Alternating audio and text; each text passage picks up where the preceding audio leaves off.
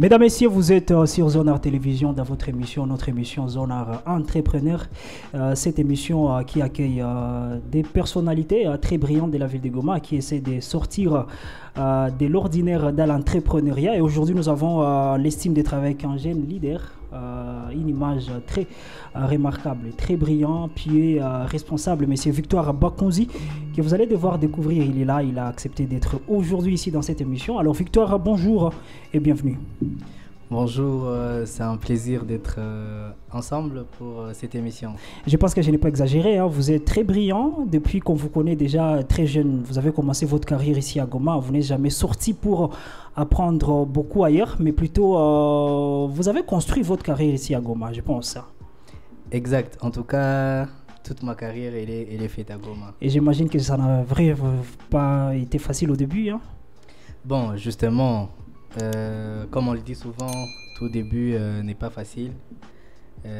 C'est vrai, par contre, quand on grandit, on rencontre des challenges qui sont plus grands que ceux qu'on a eu au début. Mais au début, souvent, c'est difficile. Moi, particulièrement, ça a été plus difficile, vu que je n'avais pas suffisamment de l'expérience. Ok. Et je n'avais pas autant de ressources pour affronter tous les défis que j'ai rencontrés. C'est pourquoi, c'est vrai, actuellement, il y a de plus grands challenges qu'au début. Mais c'était plus pénible au début vu qu'il n'y a pas suffisamment d'expérience, il n'y a pas suffisamment de ressources. Alors, je dois signaler que M. Victoire Bakonzi a fini ses études secondaires au niveau de l'Institut Sibira en pédagogie. Et aujourd'hui, il se retrouve comme, s'il faut dire, l'image des pros à Goma dans la couture, de la pédagogie en couture. Comment vous êtes parvenu à migrer d'un monde vers l'autre, Victoire? Alors, moi, la plupart des fois, quand je parle de mon histoire, c'est un peu marrant parce que elle n'est pas toute claire, elle n'est pas toute tracée comme... Par exemple, j'en connais des grands couturiers, mais il te dit... mon père était couturier, ma mère faisait la couture, ou j'avais un oncle qui était dans la couture. En tout cas, même dans d'autres domaines, il y a beaucoup de gens qui ont eu des antécédents avec des membres de famille et tout. Mais moi, vraiment, c'est tout le contraire. C'est vrai, j'ai fini en pédagogie générale. Et d'ailleurs, il y a même une partie que vous n'avez pas signalée. Après, j'ai directement commencé mes études universitaires en droit. Ok. Alors, imaginez pédagogie générale, droit. Et puis mode. La couture. C'est vraiment des mondes qui sont différents. Alors, qu'est-ce qui s'est passé?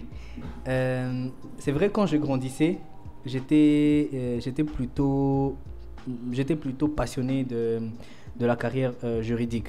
Okay. Voilà pourquoi, même quand j'étais à l'école secondaire, c'est vrai, j'étais en pédagogie générale, mais dans ma tête, j'avais le droit.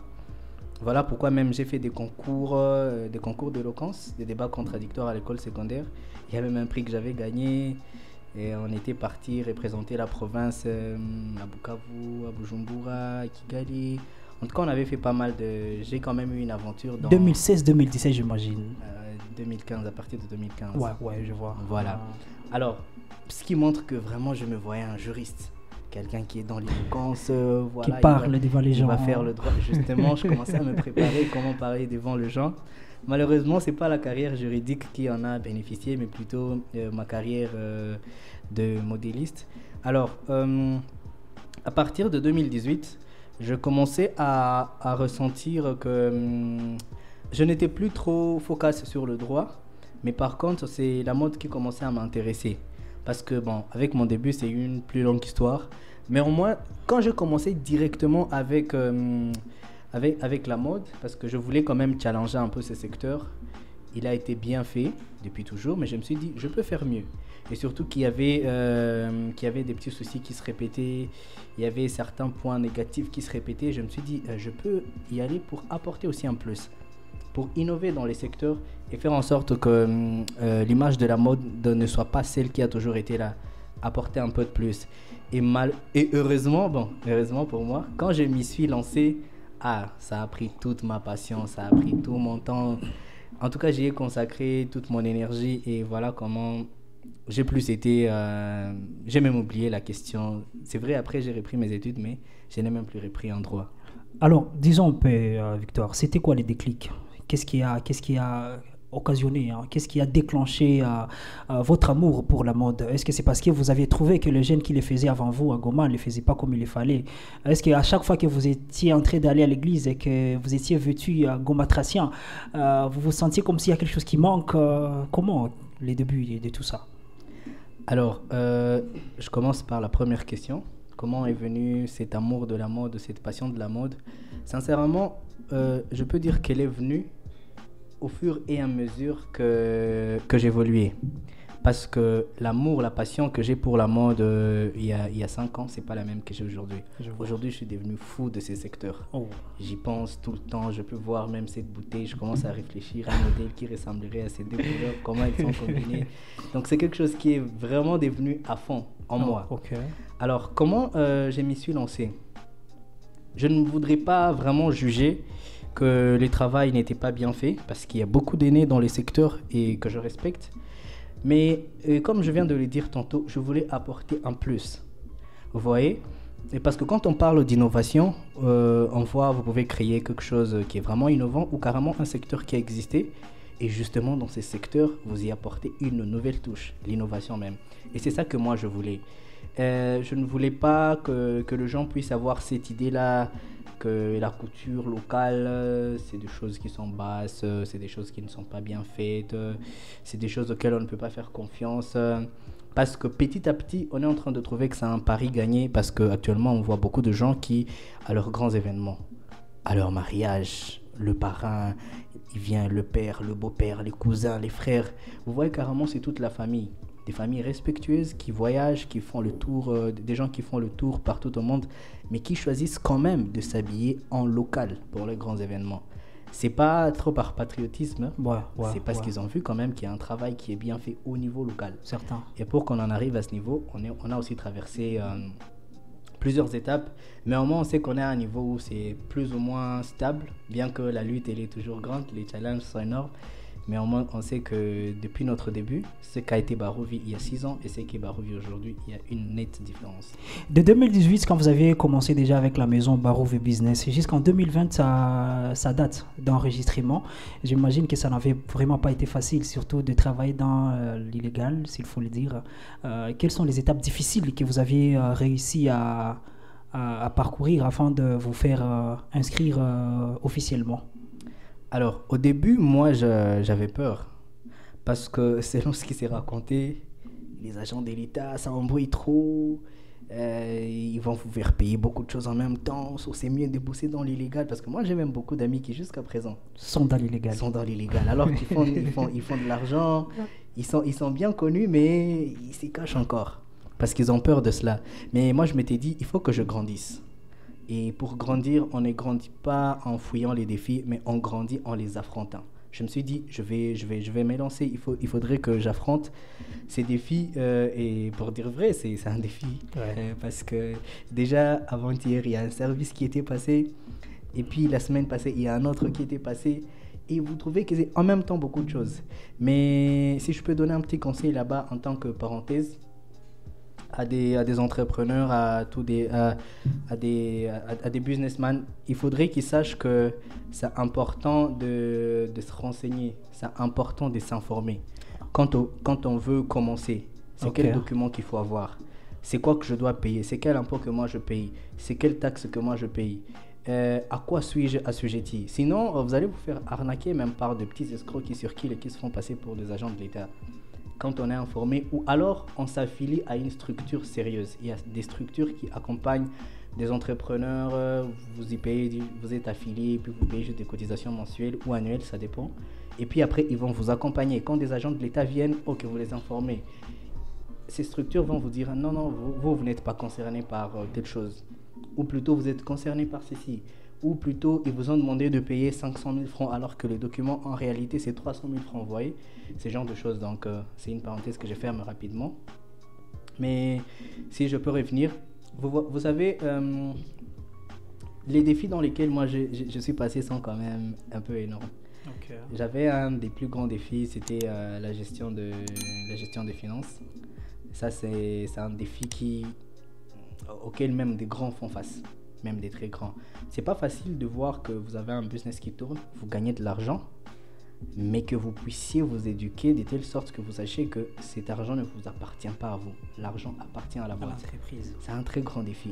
Vous avez besoin d'une chemise, alors que vous n'avez rien en poche, mais dans la caisse, il y a 50 000 francs, il y a 100 000 francs. Que faire? Vous voyez? Alors, je suis vraiment passé par ça et je ne peux pas dire que c'est un pari totalement gagné parce que je continue à y apprendre toujours. Et l'autre défi par lequel je suis passé, c'était la gestion du personnel. Vous savez, quand vous commencez, vous n'avez pas vraiment une grande expérience. Moi, j'ai appris en grandissant, j'ai appris en évoluant mollo dans mon business. Parce qu'il y a des choses que j'ai su après avoir commis des erreurs. Ok. Par exemple, je ne sais pas si je casse cette tasse, je ne sais pas si je la fais tomber, si elle va se casser. En la faisant tomber, quand elle se casse, je dis, oh, si je la fais tomber, elle va se casser. Donc, du coup, je commence à la protéger. Et c'est comme ça que moi, j'ai appris. Donc, vous avez beaucoup plus appris de votre expérience personnelle que des théories. Exact. En tout cas, en grande partie, c'est cela.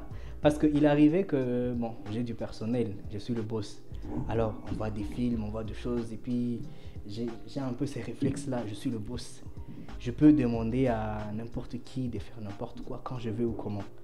C'est après que j'ai appris que je dois structurer. J'ai une équipe, mais il faut que je sache qui est censé faire quoi. Les tâches respectives pour A, les tâches respectives pour B. Sinon, je vais même embrouiller la personne. Ouais. Parce que quand on demande à quelqu'un de tout faire, finalement, il ne va rien bien faire. Évidemment. Par contre, si je lui demande, toi, tu vas te charger juste de laver cette bouteille, l'autre, il va se charger de faire des aménagements, ainsi de suite. Et finalement, chacun, il va donner un bon rendement. Et ça, c'est un autre défi par lequel je suis passé. Mais un autre défi, j'avance rapidement, c'est aussi la famille. Okay. Vous savez, quand on entreprend en Afrique, ça passe très difficilement dans la tête des parents. Vous avez raison. Parce que les parents, ils se disent, non, mon fils, il a fini l'école maternelle, l'école primaire, l'école secondaire, l'université, il est en droit. En plus, moi, je suis enfant, mes deux parents, ils sont enseignants. Ma mère, elle est enseignante, même mon père.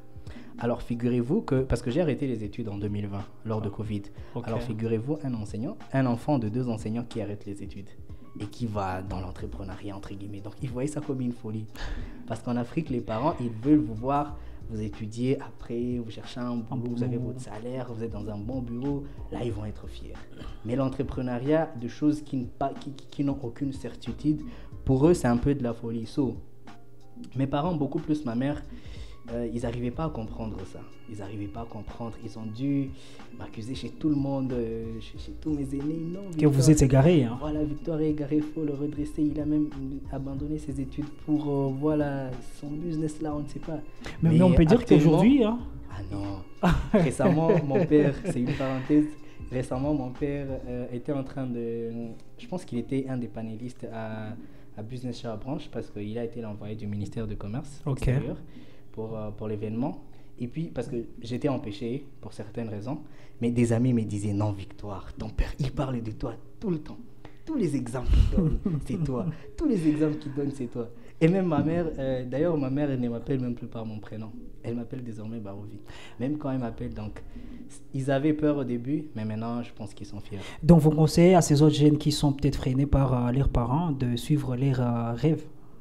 Justement, de suivre leurs rêves. Et surtout qu'ils soient sûrs qu'ils sont passionnés. Qu'ils ne les fassent pas par juste complaisance. Par plaisanterie, oui. Parce que je pense qu'il y a une partie de la passion qui a joué pour qu'on arrive à quelque chose que tout le monde n'aime pas, que tu arrives à leur faire apprécier cela. Il doit y avoir un moment où vous êtes passé par beaucoup de choses, vous avez tenu dans la résilience, et c'est là que vous pouvez arriver à faire la fierté. Mais imaginez que vous laissiez vos études pour quelque chose dont vous n'êtes même pas passionné. C'est compliqué. Alors, est-ce qu'aujourd'hui, on peut dire que M. Victor Bakounz, il est devenu fier de lui en tant que manager d'une entreprise? Est-ce que déjà vous vous sentez satisfait de ce que vous êtes devenu? Pas du tout. La gestion de l'entreprise, je ne parle pas de finances, je ne parle pas de tout ce que vous avez comme avoir, mais votre façon d'être avec surtout vos employés, est-ce que vous vous sentez déjà être à la hauteur? Surtout avec votre jeune âge, j'imagine que vous avez un jour engagé des gens qui sont plus âgés que vous. Ben oui, très souvent. Alors comment vous vous sentez satisfait déjà de votre place en tant que CEO? Alors, En général, je vais d'abord répondre en général, D'accord. puis en particulier. Sans problème. En général, je n'aime pas me donner ces sentiments-là de satisfaction. Ok. Bien que des fois, on peut le ressentir. Je me dis, quand vous voudriez aménager ici, vous avez une idée, vous avez fait des maquettes, et après, quand on voit c'est beau, on s'est Wow. dit que quelque part, vous avez senti que vous étiez satisfait. Mais je n'aime pas trop ces sentiments parce que j'ai vu beaucoup tomber à cause de cela. Il a fait quelque chose et puis après, il a vu qu'il est au top, il a vu qu'il était au plafond. Mais après, tu vois, il y a des gens qui tombent quand ils pensent qu'il est au plafond. On ne fournit plus autant d'efforts. Justement, ça te donne l'impression que tu es au top et que tu n'as plus rien à apprendre. Alors que les meilleurs aujourd'hui, ils sont meilleurs parce qu'ils sont d'abord meilleurs, mais malgré cela, ce sont les plus grands bosseurs encore. Parce que, une petite parenthèse, je fais de la musique, je joue du piano. Et à un moment, je lisais sur un grand pianiste, il bossait 8 heures par jour. Il était d'abord un des grands pianistes du monde et puis il faisait 8 heures au piano par jour. Bien qu'il soit déjà grand. Alors que moi je ne sais pas combien de fois je suis moins que lui, mais je ne bosse pas 8 heures. Vous voyez. Donc les meilleurs, ils bossent encore. C'est pourquoi ce n'est pas bien de se donner cette impression D'être satisfait. ou d'avoir accompli quelque chose de grand ou de se donner trop ces réflexes. Ça risque de nous pousser à ne plus nous améliorer. Mais quand même, il y a deux choses que j'apprécie. Il y a deux choses que j'apprécie des fois quand je fais une introspection. Je vois les victoires qui d'il y a 3 ans, les victoires d'il y a 4 ans, d'il y a 6 ans, n'est plus les mêmes. Il y a des petits comportements sur lesquels j'ai travaillé. Il y a de petites choses qui étaient des challenges que je n'arrivais pas à maîtriser, surtout dans la gestion de l'entreprise.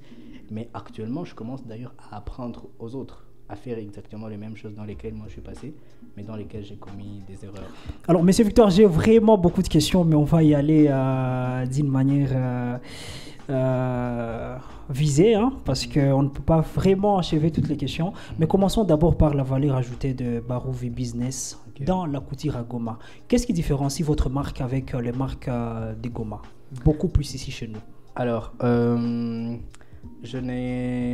n'y a rien de magie, il n'y a rien de pas normal. Je m'étais dit que je puisse d'abord observer bien ces secteurs.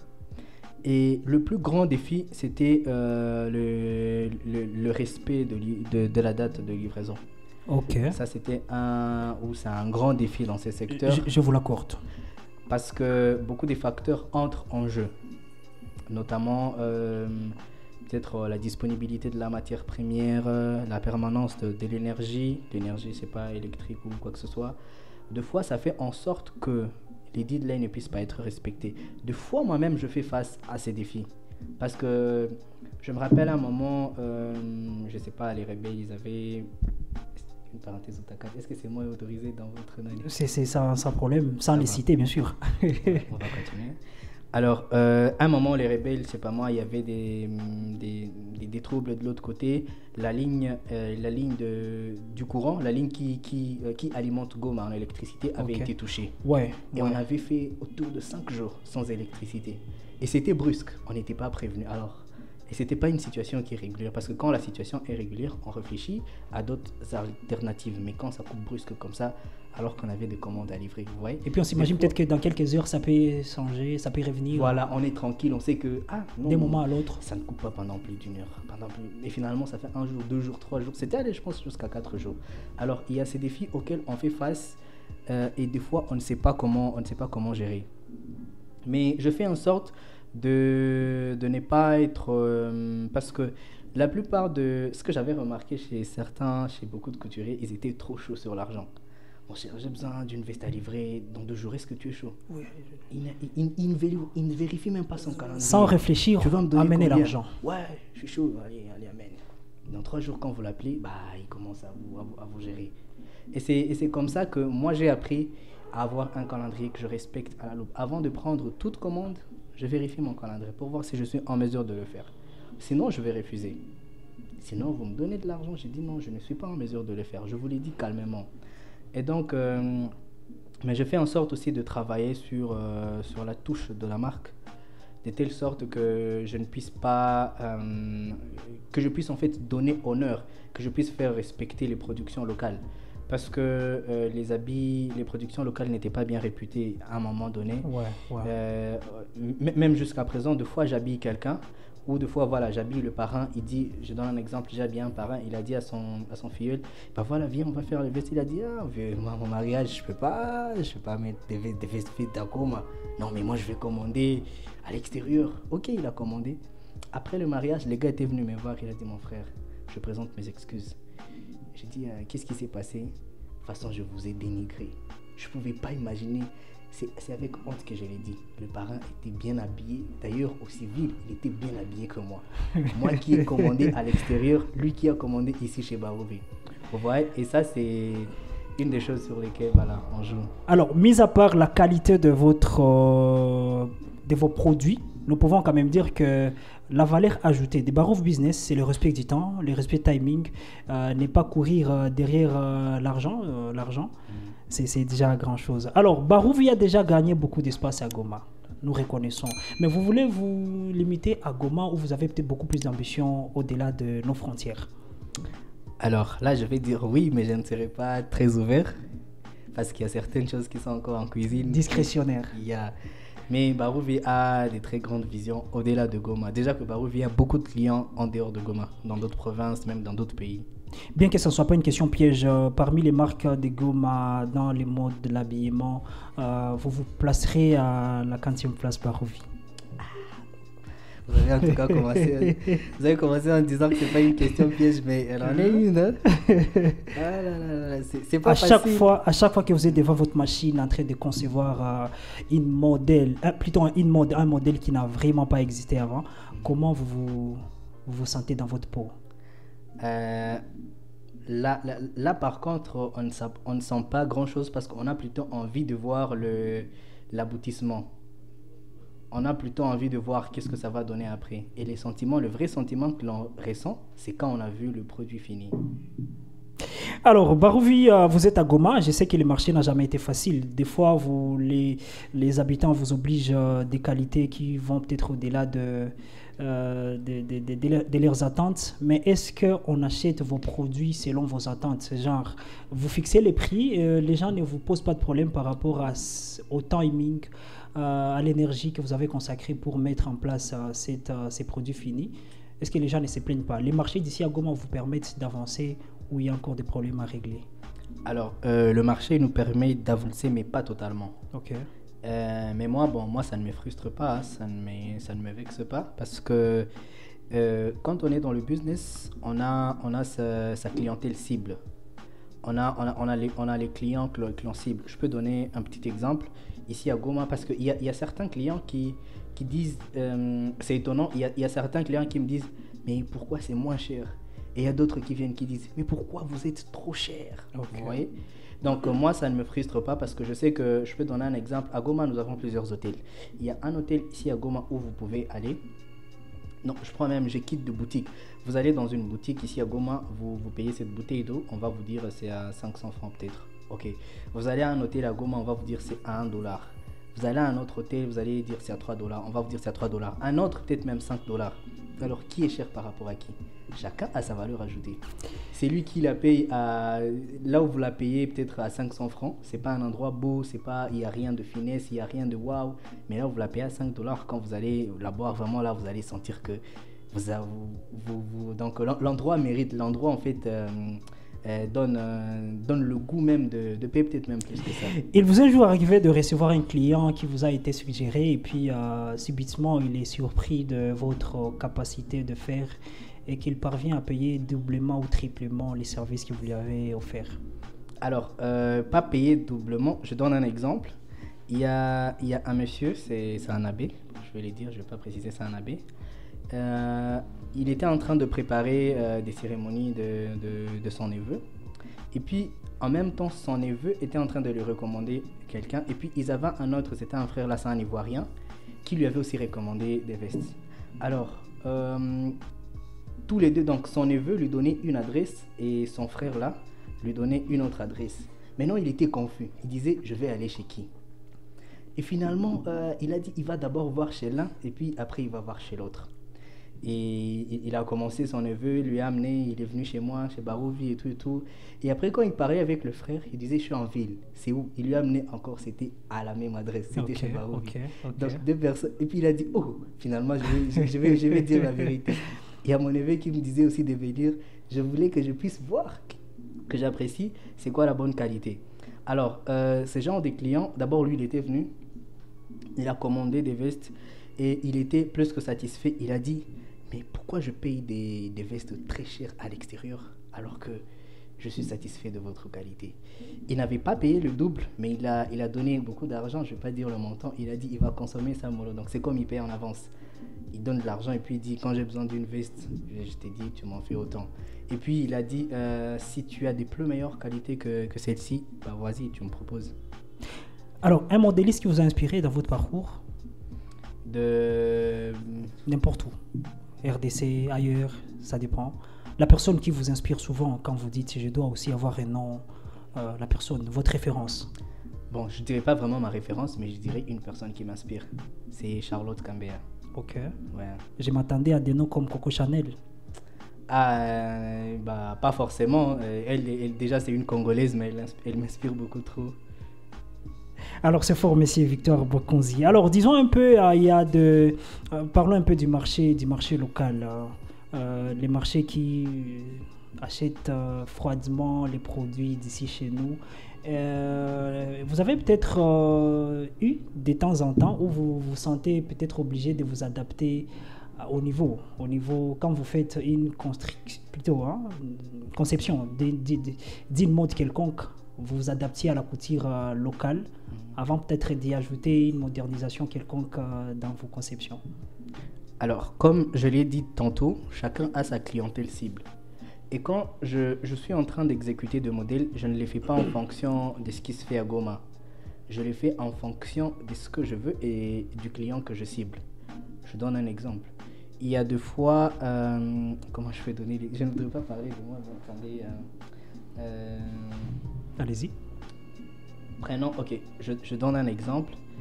Si, disons que vous créez à Goma une entreprise qui vend de voitures. Ok.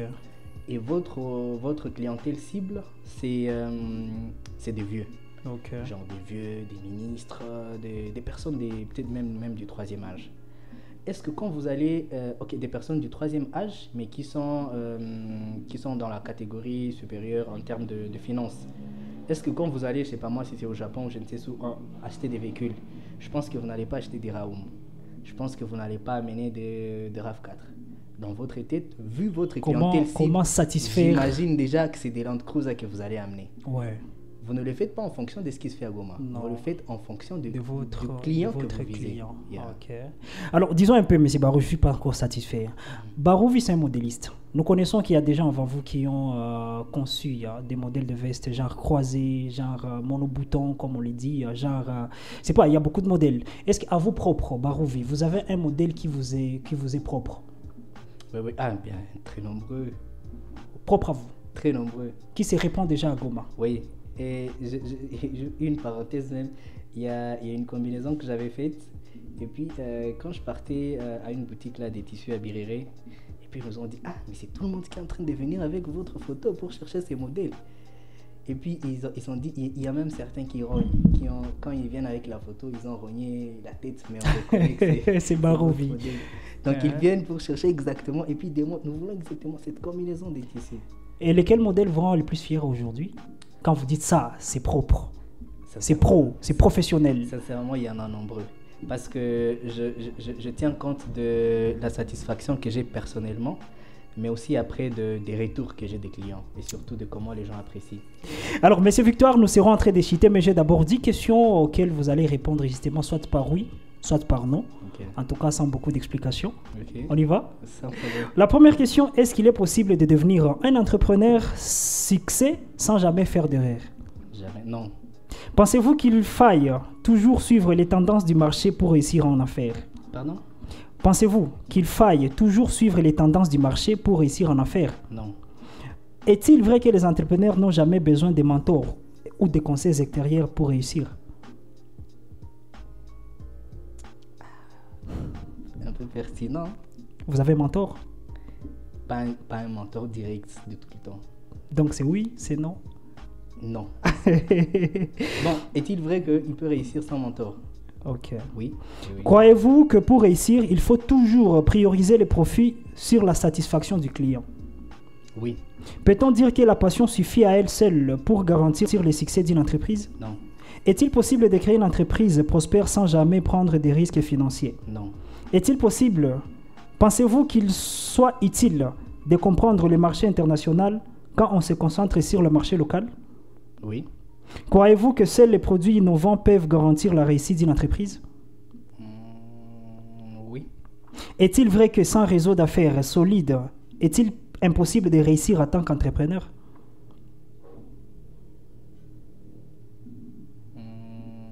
Les réseaux importants. Les réseaux? C'est très important. Donc, c'est impossible. Bon. Il y a certaines questions où on est dans les justes milieux. Donc c'est oui et c'est non au même moment. Oui, en tout cas, voilà. je ne sais pas me prononcer. Et la dernière question, pensez-vous que l'âge ou le niveau d'expérience soit toujours un facteur décisif dans la réussite entrepreneuriale? Non.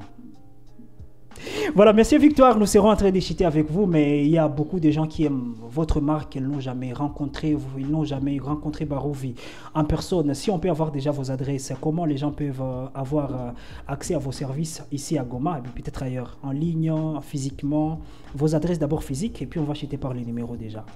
Alors, pour notre adresse physique, nous sommes en ville, dans la gare routière, juste après le rond-point Signas, dans la gare routière. L'entrée principale et puis la 7e porte à gauche. Pour les réseaux sociaux, c'est Barovi, marque Barovi et Barovi Business. Un peu partout, que ce soit sur Twitter, sur Facebook, sur Instagram, sur TikTok, sur LinkedIn. Marque Barovi et Barovi Business.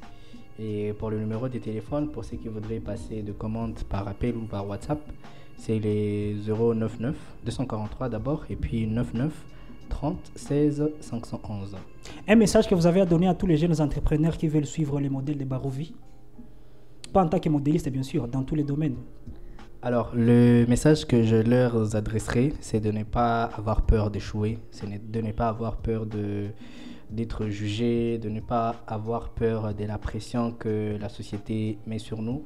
Quand la plupart des jeunes entrepreneurs, ils ont cette pression de la société.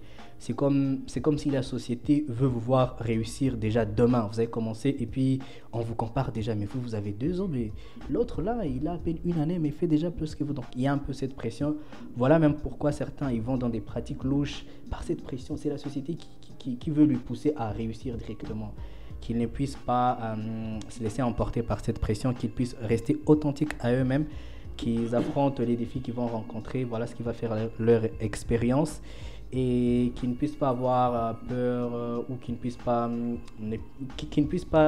justement avoir peur d'être jugés, parce que les gens vont toujours juger, qui se foutent de cela, qui voient là où ils sont en train d'aller, parce que échouer c'est normal, tomber c'est normal, mais et surtout qu'ils croient en les rêves, hein.